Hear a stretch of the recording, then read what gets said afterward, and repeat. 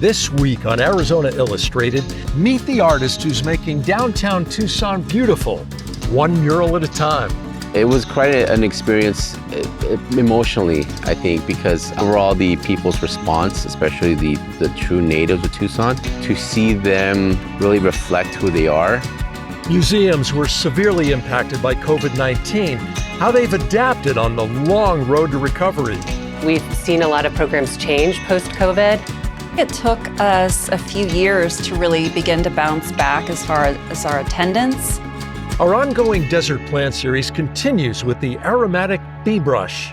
Unlike so many of our desert species that are conspicuously armed with vicious thorns or hooks, this plant is completely thornless, safe to the touch. And finding creativity, sustainability through other people's clothes. Not only it makes it more special when you find something you really like because you worked to get it, but also a lot of times I'll have people come up to me and be like, where do you get this? This is so cool. And I'm like, oh, I thrifted it. It's unique.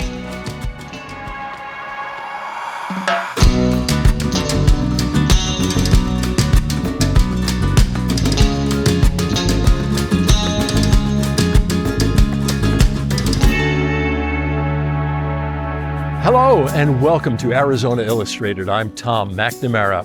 Ignacio Garcia, the artist behind this temporary piece downtown, is one of Tucson's most cherished and beloved muralists with over 40 murals around the city. His mission is to make Tucson an outdoor gallery using walls as his canvas to tell the story of the community.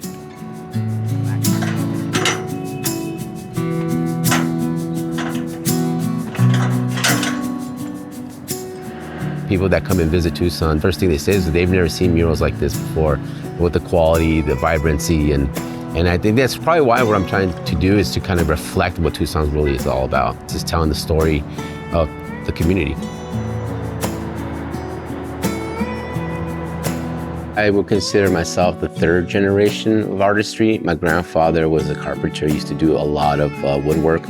I have an uncle that was a designer. Just being exposed by that creativity and that family being so free-minded in that way. Yeah, I think it's just in my blood. I drew a lot. I love to sketch. I always try to create my own little paints, whatever I could do. I think painting was like a meditation to me, you know? It's a way to kind of escape the world and kind of go into my little fantasy world. I just remember being in school and seeing a box of pastels in the trash, and I looked at that. I'm like, what is that? And I looked at it and I just took it home and just kind of started off with that. I was dumpster diving definitely for sure on that, yeah. Been told do you have a gallery? It's actually I do. And they're like, where? It's all around downtown. And that's the goal. It's you're walking into a library of art in the public and you're actually seeing oh, I never thought that the desert could be so colorful. Here we're approaching the empowered woman. It's one of those murals that you get a lot of attention and a great way to kind of represent women and Tucson. So it has a lot of cool elements about this piece. So there she is.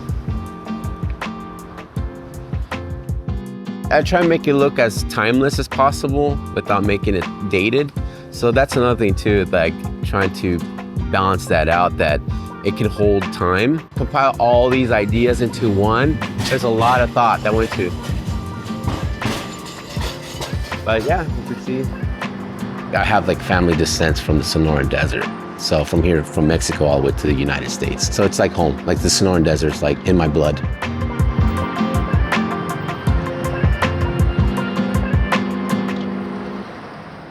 Very extreme, but yet again beautiful.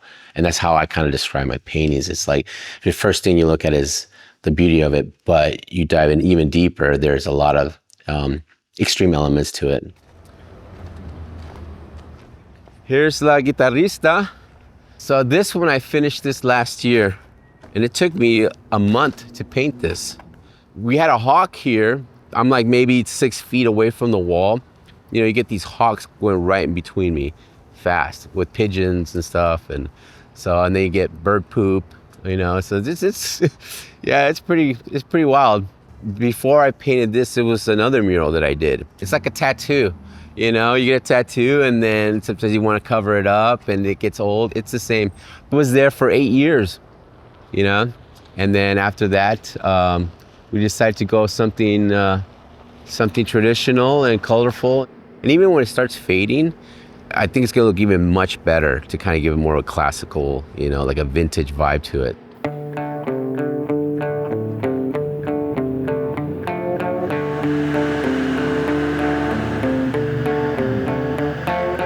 And when I paint, I have to listen to music constantly. I cannot have it quiet. So in fact, if I have to work on a subject that's like a Western theme, I like to listen to like Western music, you know, even Tejano music, down to country music. You transform your mind and you're part of that imagination. Somehow you start connecting the dots consciously and you start like, okay, maybe I need to intensify the color, more orange, more Southwestern, and sure enough, it kind of goes through that. It was quite an experience emotionally, I think, because overall the people's response, especially the true natives of Tucson, to see them really reflect who they are, that was something very special and emotional for me. Okay, so this is one of the teachers that comes and sees my work every day with the students. And what do they do every day? They clap, they love it. I just found out last week, I did a little presentation for these preschoolers, and then towards the end, I get this little tug on my shoulder, on my shirt. They're like, hey, you know my little brother's named after you? I'm like, oh, that's cute. And then the teacher comes and she's like, yeah, it's true. Her mother named her son Ignacio because she's a big fan of your work. I'm like, whoa. It still kind of throws me off, but I'm flattered, you know? But it's cute, and she's all happy. She's like, my little brother's name is Ignacio. So I'm going to be finishing up today or tomorrow, and then that's it. Yeah. So proud of you. Oh, thank you. Well, thank you. I do like music. I know I would have been involved in music for sure. I did my tattoo experience for many years too, but I fulfill that. But if I had no creativity, I don't even know what I'll be doing. It's sometimes, especially this one, it's really hard to take pictures, especially when the sun is above it. But right now it's actually perfect to kind of look at it. So there it is, the running of the piñatas. And I love this right here. Do not enter. My name is Val, and I'm on a wall. You know that my dad don't tall. I'm the son of Ignacio Garcia, and I'm on a wall. He takes me out to the basketball court, and I'm like, okay, this is kind of interesting. He's like, act like you're running. We did it about like 8 or 5 times, and my dad was like, if you don't get it right, I'm gonna have your cousin do it. No, he really was gonna do it. It was a total surprise. Over here, Val. This way. You did that? Who's that? Myself. Come here. I'm surprised. Hey, my chocolate fell off. How did you even do that? If I ever want to brag about myself, I'll just be like, yeah, well, I was on a mural.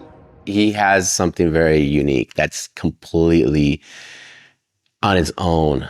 I'm a big fan of his work. I'm that way. Yeah. In fact, he sold already a few paintings because of his creative mindset. So he's the 4th Ignacio. Yeah, my grandfather's Ignacio. My dad's Ignacio. They're all in the middle names. So my name's Jose Ignacio Garcia. I never knew until I was in 2nd grade. I swear to God, true story.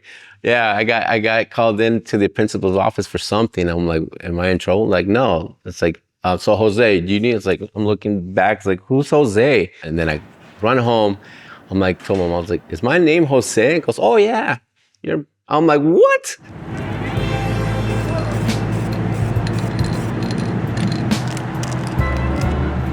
That's the goal, is that you want to be distinct for your own style.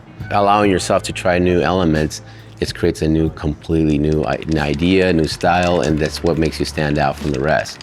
We have this diversity of culture that we kind of support each other in with no hesitation. It's just like we just embrace that. That's the coolest thing about Tucson that I love. Overall, it's the community. I mean, I'm just blessed to know that we all are together, we all help each other out. I'm trying to encourage young artists to become muralists. I think Tucson's a great breeding ground for that, and I want to encourage anyone to come to Tucson and paint a mural. I want to see more art, more public art, more artists, more different styles of techniques and ideas. That's right here. I got my assistant here too, trying to teach her how to paint, and she's very determined. And so anyone that's very determined, more than happy, you call me, I'm more than happy to help and give some advice and tips and all that. So whatever I can do to kind of speed up the process to kind of be creative. I'm a big believer there's going to be even better artists than me, and even in a unique style than no one's ever seen. So I'm trying to scout out and see what is out there and whatever I can do to push them out. And I think Tucson would be a great place to be known in the world, that like, if you want to be the muralist, you gotta go to Tucson. That's where you're gonna get the best of the best. So that's my goal.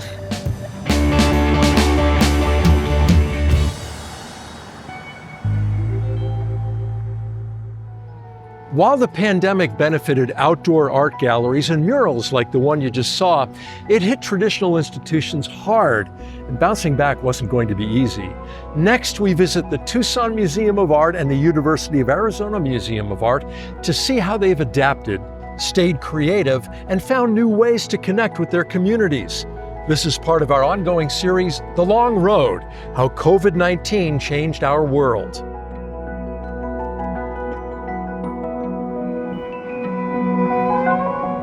Our museum was hitting a stride for getting ready for our centennial, and part of that was the construction of a new wing.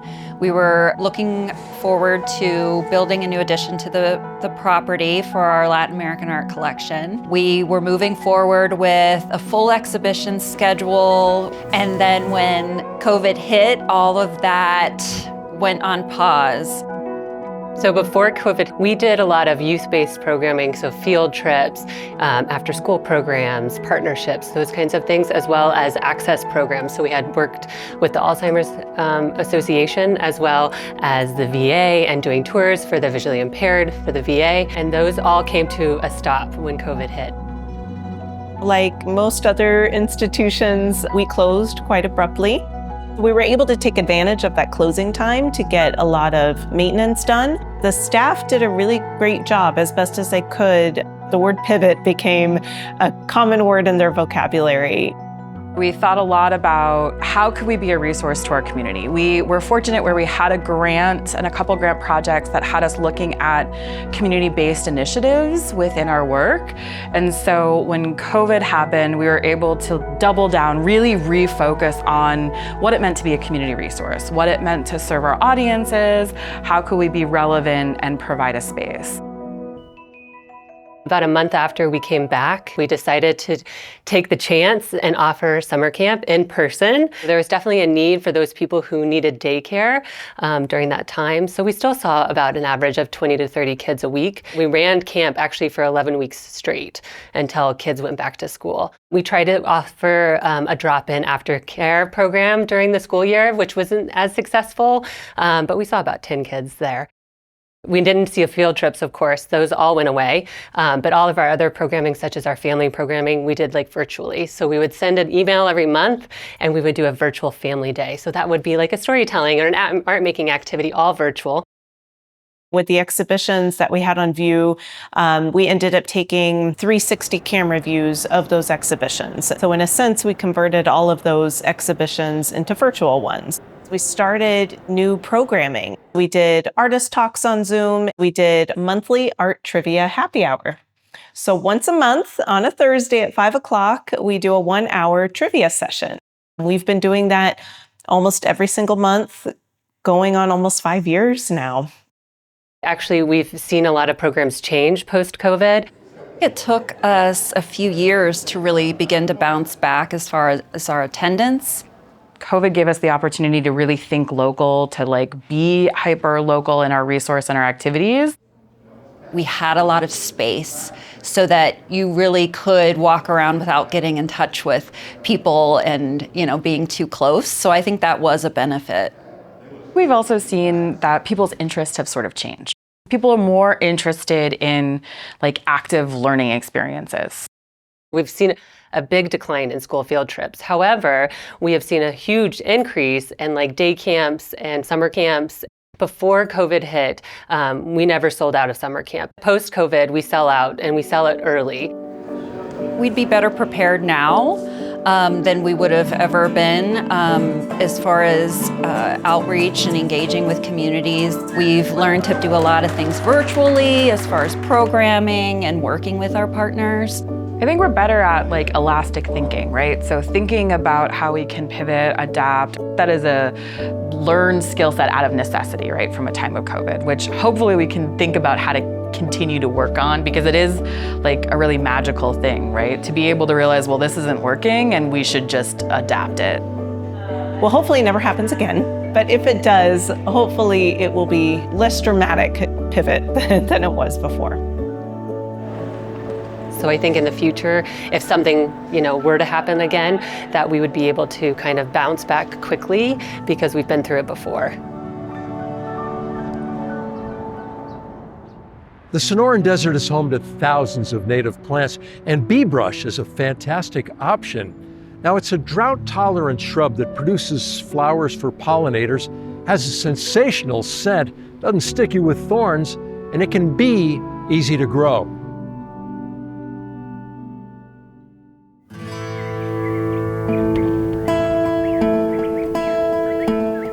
The plant to my right is known as beebrush, Aloysia gratissima, and this is one of my favorite plant names for a couple of reasons. The genus name Aloysia is one of the few genera of plants named after a woman, Maria Luisa Teresa, wife of the King of Spain. The species name gratissima means very gratifying, which I think absolutely encompasses the qualities of this plant. This is an evergreen, upright shrub with a sort of wispy habit that can easily reach heights of 6 to 8 feet.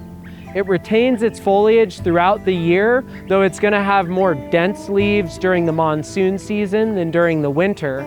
But the best part of this plant is indisputably the flowers. They occur on tall spikes covered in white flowers that emit a really excellent honey or vanilla fragrance. These flowers are just as good at attracting humans as they are pollinators. And even once those flowers have passed, the plants will produce seeds that are a big hit with birds, ensuring that you have wildlife flitting from branch to branch in your backyard.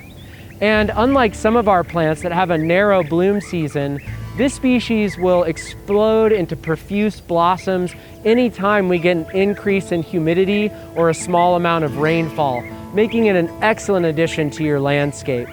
I like to use this plant to line walkways where you can be pleased by the aroma that the flowers are emitting, or I'll use it along the edge of a garden to create a sort of informal hedge and visual screen. This is a really low water use plant. I have ones in my yard that I have sorely neglected, but that grow up to a foot a year for me and will reliably bloom whenever we see rain. With additional moisture, this plant will grow at a faster rate, bloom more often, and have lusher foliage. Unlike so many of our desert species that are conspicuously armed with vicious thorns or hooks, this plant is completely thornless, safe to the touch, so a great plant to include in a yard where you might have small children playing and want to avoid some of those plants that could potentially harm them if they ran up against them. If you're looking for a fast-growing, thornless plant with a pleasing aroma to the flowers that's excellent for attracting pollinators and birds, then look no further than beebrush. This plant really has everything that a Tucson backyard could need.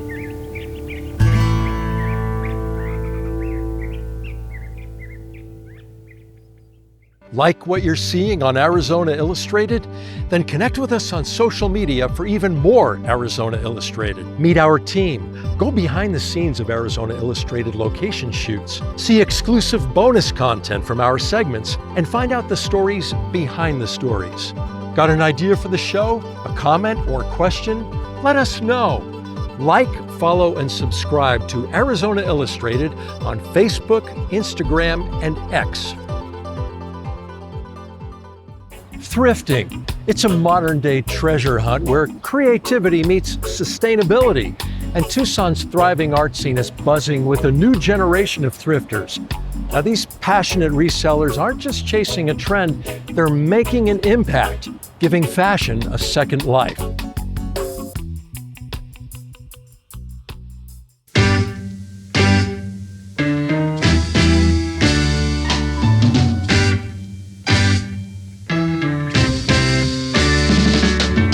It is an art form that is growing substantially. A lot of people are getting into it, a lot of people are learning about it, and a lot more people are appreciating it. We started in around 2019, and we are House of Threads. We throw a lot of markets around town. We started off selling online on eBay, and then after that we transitioned to a lot of pop-ups. We've done a pretty good job of growing a community where people and local businesses can sell and show what they have, and it kind of helps out the whole community of Tucson. When I was overseas in Japan, I would always go to all the thrift stores that were over there and I'd just collect random stuff that I thought was cool. And I just started accumulating all this, so when I got out of the Marine Corps, I was like, I need to do something with all this. A lot of Y2K and U of A is what we sell a lot of, yeah. But we sell a lot of everything. I'm very simple. I have 8 outfits. I'll have a Harley shirt on, black pants, and shoes. That's it. He's way and I'm the opposite. I'm the opposite. Like me, I always have to plan out my outfits. I always have to make sure it matches the aesthetic of where we're gonna be as well. Yeah. You bought the horses. That's the 100%. Yeah, Tucson, 100%, Arizona, yes. yeah. When we sell around the U of A, we usually like to start at $10, 10 to 20. And we do have some higher end items, but we like to give out some deals. Someone who doesn't really know about vintage, they're not gonna drop $50 on a t-shirt. So $10 shirt's an easy way for someone to get to know vintage. You've heard the saying, one man's trash is another man's treasure. Kind of gone through that my entire life. When I was younger, I thrifted with my family all the time. There wasn't another option. 2020, I started my business, Morgan's Every Day. And from that turned into having a booth here. To be able to be in this space to represent that clothing is very versatile. It's not catered to one gender. I love to be able to be that for people. Today I'll be selling at Thrifting. My booth consists of girls' and guys' clothes.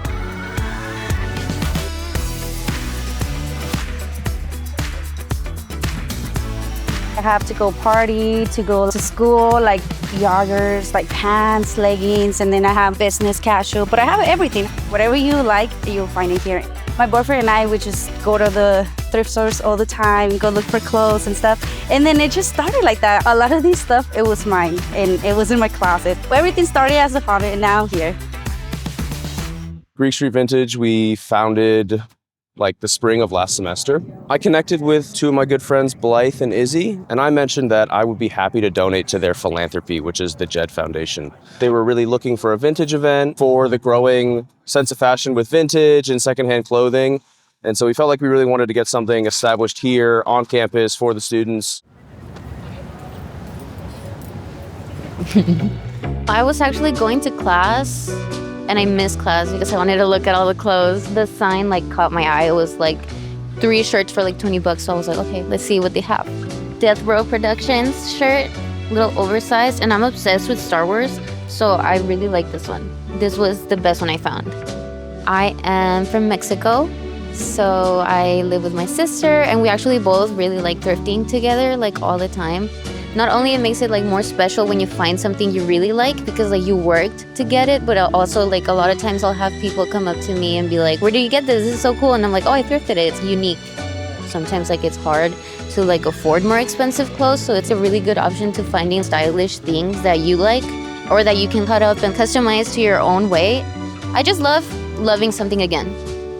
Giving it a second home and taking it in. That's the best part.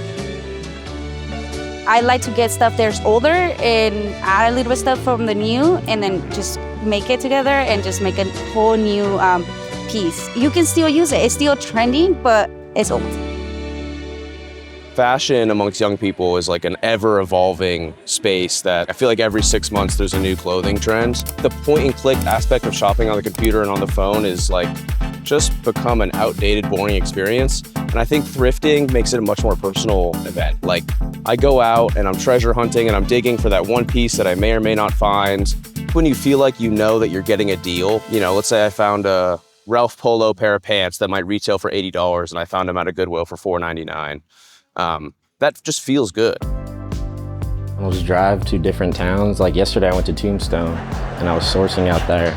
Just looking for yard sales, you know, going into little mom and pop shops, just everywhere. That's the beauty of it though, it's like a treasure hunt. It could have holes in it, bleach stains, but people like that stuff because it's a piece of history and we'll bring it back to life. Wash it up, clean it up, put it on a hanger and someone would want it. There's always a story behind a piece of antique or vintage. It's also a great way to be sustainable, and that's what I really appreciate the Tucson community. The amount of fast fashion and just like random junk that someone bought and donated after wearing it one time is unbelievable. We are really like making a difference. It could be just a little bit, but at the end of the year, a lot of us sell pounds of clothes, finding those pieces and bringing them to life, and that's what fulfills all my dreams and everything. And I love doing this. I love finding pieces. I love putting them on. I love doing this. Fashion for me, it could be timeless. Keep buying vintage. It's there. It's an unbelievable supply of clothing that was made in the 40s, 50s, 60s, 70s, 80s, 90s, early 2000s, and it's all in great condition. And we don't need to keep wasting these dyes and parabens and our money on stuff that's harmful for the environment. You can find really, really cool stuff in vintage, so keep shopping vintage for sure. Keep thrifting, keep your eye out, find something. It's a modern day treasure hunt.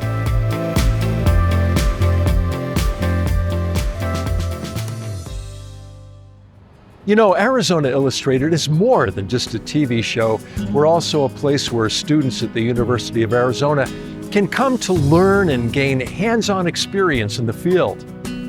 That last story was produced by the talented graduating senior Emma Diaz, who's been working at AZPM for over a year and has gone above and beyond managing our social media, producing stories, and mentoring other students. Emma, thank you so much. We will miss you, and good luck in all you do.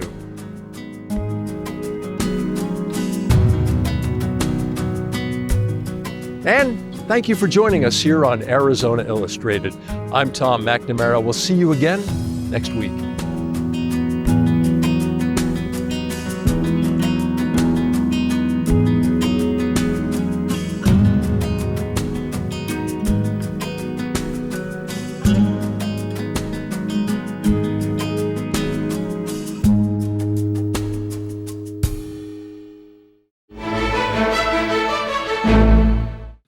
Hi, I'm Tom McNamara, host of Arizona Illustrated.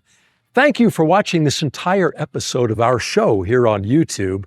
And if you liked it, well, here's another episode that we think you'll like.